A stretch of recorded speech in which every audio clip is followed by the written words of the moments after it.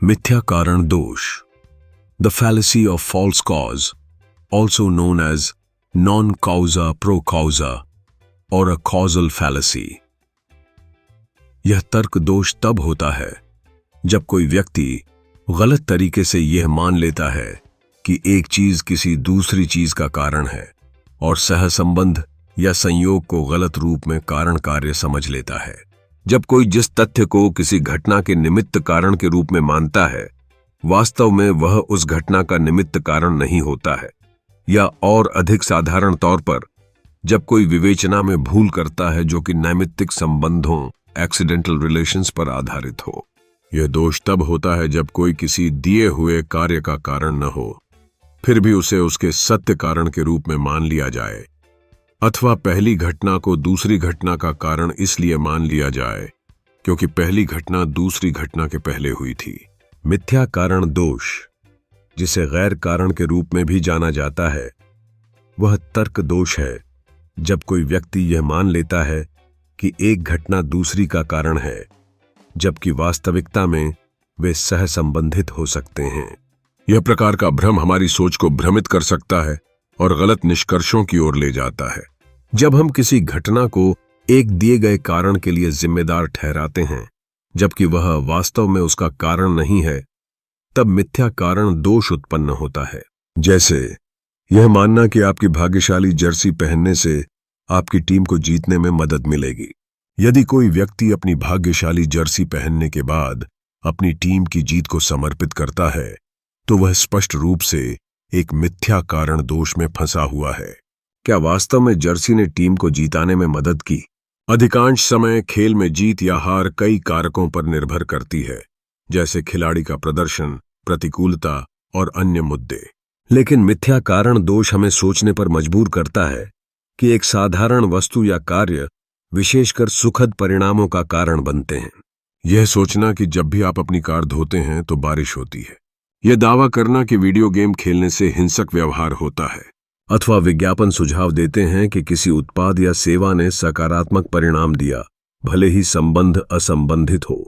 उदाहरण, एक शैम्पू विज्ञापन जिसमें चमकदार बालों वाली मॉडल दिखाई गई है, यह दर्शाता है कि शैम्पू ही उसके दिखने का एकमात्र कारण है, या विज्ञापन सलाह देते हैं कि किसी उत्पाद या सेवा ने सकारात्मक परिणाम दिए, भले ही संबंध असंबंधित हों। मिथ्या कारण दोष एक प्रकार का अनौपचारिक भ्रम है जिसमें कारण और परिणाम संबंधों के बारे में तर्क त्रुटिपूर्ण होता है, जिसके परिणाम स्वरूप किसी घटना के कारण के बारे में गलत निष्कर्ष निकलता है। उदाहरण के लिए, श्री आ श्री बेहा के घर मिलने गए और उसके थोड़ी देर बाद बाबू के घर में कोई कांच का मर्तबान टूट गया। अथवा श्री श्री आ के साथ किसी काम से गए और श्री बी को उस कार्य में सफलता नहीं मिली, तो मर्तबान टूटने का कारण या इस असफलता का कारण श्री आ को मानना मिथ्याकरण दोष है। मिथ्याकरण दोष के कुछ सामान्य प्रकार इस प्रकार है।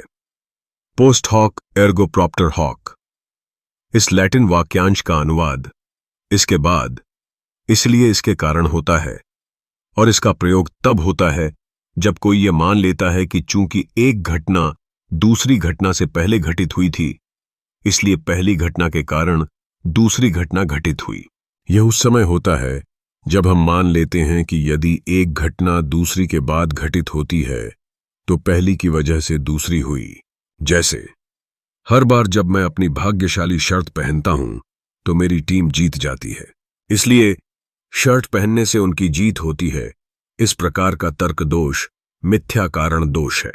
क्यूम हॉक एर्गो प्रॉप्टर हॉक, इस लैटिन वाक्यांश का अनुवाद इसके साथ, इसलिए इसके कारण होता है, और इसका प्रयोग तब होता है जब कोई यह मान लेता है कि चूंकि दो घटनाएं एक साथ घटित होती हैं, इसलिए एक ने ही दूसरी को जन्म दिया होगा।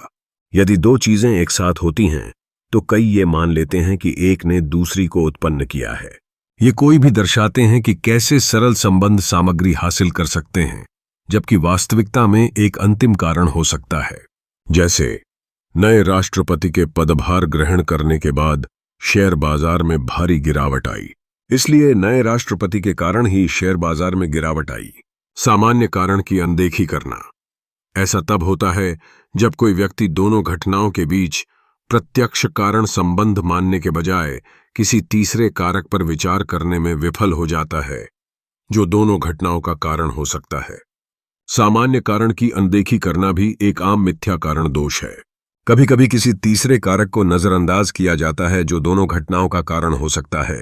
जैसे मैंने एक विशेष प्रकार का फल खाया और फिर बीमार हो गया, इसलिए उस फल के कारण ही मेरी बीमारी हुई। एक विशेष फल खाने के बाद अगर कोई बीमार हो जाता है तो यह जरूरी नहीं है कि फल ही वजह हो। बीमारी का वास्तविक कारण किसी संक्रमण, एलर्जिक प्रतिक्रिया या अन्य हो सकती है। अक्सर कार्य कारण संबंध के दावे केवल सहसंबंध पर आधारित होते हैं। एक के बाद एक घटनाओं का घटित होना या घटनाओं का एक साथ घटित होना कारण संबंध का प्रमाण नहीं है।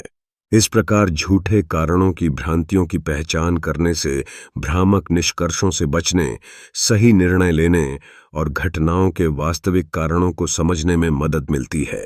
भ्रमित तर्कों को पहचानना न केवल हमें भ्रमित निष्कर्षों से बचाता है, बल्कि सही निर्णय लेने में भी मदद करता है। मिथ्या कारण दोषों के प्रति जागरूकता हमें घटनाओं के वास्तविक कारणों की खोज में मदद देती है, जिससे हम सच्चाई को समझ सकें और अपने कार्यों में अधिक समझदारी दिखा सकें। ज्ञान का विस्तार करने के लिए आवश्यक है कि हम अपने आसपास की घटनाओं और उनके कारण संबंधों को सही ढंग से समझें।